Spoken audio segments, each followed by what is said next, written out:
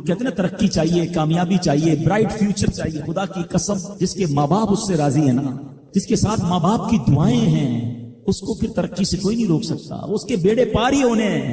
اور ساری دنیا واہ واہ کر رہی، ماں باپ پریشان ہے، وہ برباد ہی ہونا ہے.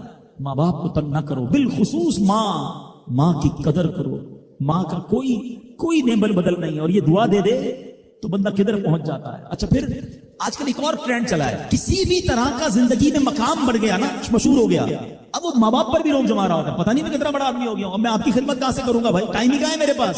ان کو کبھی یہ روک مت جمانا. ارے آج اگر کچھ بن بھی گئے ہو نا، یہ انہی کی دعائیں تھیں، اور ان کو کہہ رہے ہو بڑا آدمی ہو گیا.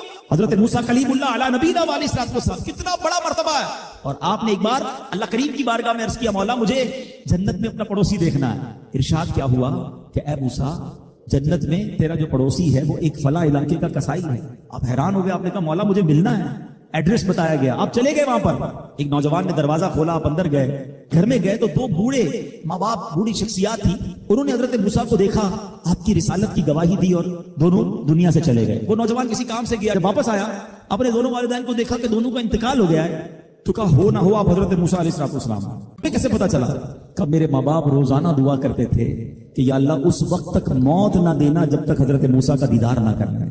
آپ ہمارے گھر آئے ہیں، آپ کو انہوں نے دیکھا ہے، یہ چلے گئے دنیا سے، آپ ہی حضرت موسیٰ. حضرت موسیٰ نے فرمایا بتاؤ کچھ اور بھی دعا کرتے تھے؟ کہاں میں اپنے بوڑھے ماں باپ کیونکہ چبا نہیں سکتے تھے، روز ان کو دیوالے چبا کر کھلاتا تھا. اور جب بھی کھانا کھلاتا تھا نا، میری ماں دعا کرتی تھی یا اللہ میرے بیٹے کو جنت میں موسیٰ کا پڑوسی بنا دے. حضرت موسیٰ کہتے بیٹا تیری ماں کی دعا قبول ہو گئی ہے، تو ہی جنت میں میرا پڑوسی ہے. یہ ہے ماں کی دعا، اور یہ وہ دعا ہے جو بن مانگے مل رہی ہے، جو ماں کے دل سے نکل رہی ہے. آؤ میں بتاؤں کچھ بڑے آدمی، واقعی جس کو کہتے ہیں بڑا آدمی کون ہوتا ہے. امام اعظم ابو حنیفہ رضی اللہ تعالیٰ سے بڑا تو کوئی نہیں نا، کتنے بڑے وقت کے امام ہیں. مگر آپ کی والدہ ایک مسجد کے امام صاحب سے انسپائر تھی، مقرر تھے، وہ اچھے بیان کرتے تھے. آپ کو وہ کہتی کہ جاؤ امام صاحب سے مسئلہ پوچھ کے آؤ. خود مفتی اعظم ہیں، امام ہے کروڑوں حنفیوں کے. ماں کو یہ نہیں کہا کہ ماں پتہ نہیں میں کتنا بڑا مفتی ہوں، تم مجھے مسجد کے امام کے پاس بھیج رہی ہو. آج تو یہ ڈائریکٹ جواب دے دیتے ہیں نا، مجھے پتہ نہیں میں کون ہوں، مجھ سے بحث کر رہی ہو، اتنی کتابیں پڑھی ماں، تم نے تو پڑھا ہی کچھ نہیں. ابو جان آپ کو دنیا کا کیا پتا، مجھے پتا ہے. سنو امام اعظم، یہ ایسے نہیں بنتے بڑے لوگ. ماں کو کہتے ٹھیک ہے ماں، مسجد کے امام کے پاس جاتا، اس مقرر کے پاس جاتا. وہ کہتا حضور آپ مجھ سے مسئلہ پوچھنے آئے، آپ دنیا کو مسئلے بتاتے ہیں. کہ کیا کروں، ماں نے بھیجا ہے. کہ حضور جو آپ بتا رہے ہیں مجھے آپ ہی مسئلے کا جواب بتا دیں، وہی میری طرف سے ماں کو بھی بتا دیں.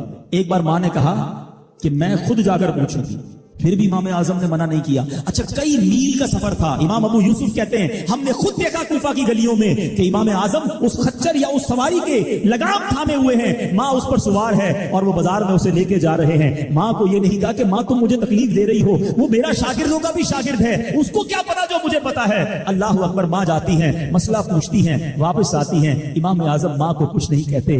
یہ ہوتا ہے ماں کی فرما برداری. آج دیکھو دنیا ان کے گن گا رہی ہے. سیدنا بایزید بستامی رضی اللہ تعالیٰ عنہ کتنا بڑا نام ہے، اولیاء کے سردار ہیں. دیکھو ماں کی خدمت کیسی کرتے تھے. آپ کی والدہ نے سردیوں کی رات تھی، سخت سردی کی رات، آپ سے پانی مانگا. حضرت بایزید بستامی ماں کے پاس پیالہ لے کر گئے تو ماں سو گئی تھی. ماں کے سرہانے پیالہ لے کر کھڑے رہے، رات بھر کھڑے رہے سخت سردی میں.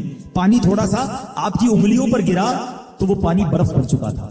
ماں کی آنکھ کھلی، دیکھا بایزید بستامی بستر کے کنارے کھڑے ہیں. کہ بیٹا کیوں کھڑے ہوئے؟ کہ ماں آپ نے رات پانی مانگا تھا نا، اس لیے کھڑا رہا کہ نہ جانے کب آنکھ کھل جائے. اب جب پانی دینے کے لیے پیالہ الگ کیا نا تو وہ برف چمڑی سے چپک چکی تھی، تو جب وہ برف الگ ہوئی نا ہاتھ سے خون نکلنے لگا. حضرت بایزید بستامی رحمت اللہ تعالی کی ماں نے جب یہ دیکھا نا کہ بیٹا ساری رات کھڑا رہا اور اب اس کا ہاتھ بھی لہو لہان ہو گیا، حضرت بایزید بستامی کی ماں نے پتہ اس رات کیا دعا دی؟ کہتی یا اللہ میں اس سے راضی ہوں، تو بھی اس سے راضی ہو جا. دیکھو کیا مقام ملا، اولیاء کرام کے سردار بن گئے. یہ وہ دعائیں ہیں جو دل سے نکلتی ہیں. ماں باپ کی خدمت ایسی کرو، اب کہو نا کہ دل سے دعا نکلے. جب وہ دعا نکلے گی نا پھر وہ کام بننے آپ سوچ نہیں سکتے. کیا خوبصورت دین ہے ہمارا. ہم نے اپنے بچے کو دین کی طرف نہیں لگایا. اگر ہم بچے کو دین کی طرف لگا دیتے، دین اس کو ہماری خدمت کی طرف لگا دیتے. ہم بچے کو قرآن و حدیث سکھاتے، قرآن و حدیث اس کو ہماری خدمت سکھا دیتے.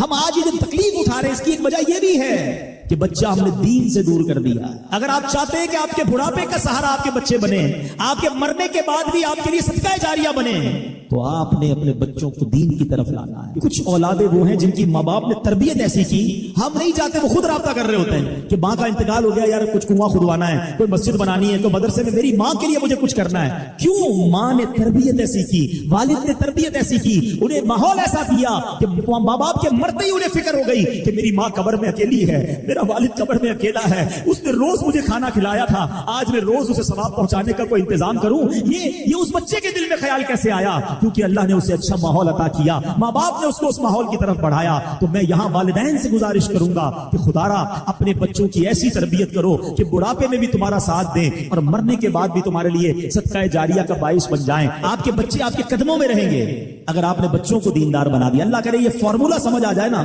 ہم سمجھتے بچہ میری بات مانے, میری کیوں نہیں مانتا؟ ارے پہلے سے اللہ رسول کی بات بنانے والا بنا دو, یہ تمہاری بھی ماننے والا بن جائے گا. کیونکہ جب یہ جائے گا نا دین کی طرف, اسے قرآن ماں باپ کی طرف بھیجے گا, اسے حدیث ماں باپ کی طرف بھیجے گی, اسے علماء کرام ماں باپ کی طرف بھیجے گے.